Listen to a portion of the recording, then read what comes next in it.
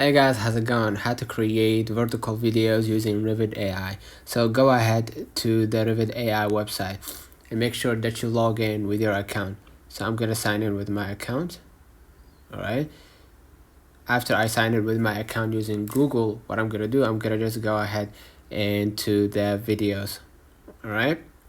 And you're gonna see in the videos right here I created ones.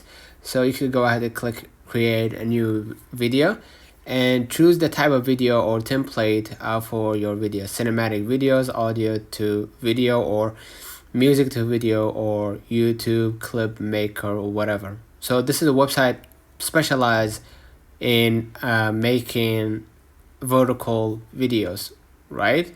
Yeah, just like this, for example. So if you want to change it, or if you want to make your video vertical or horizontal, sorry, you can go ahead to your videos right here, and I'm gonna go ahead to the ones that I already created, and you're gonna see your own workshop from here.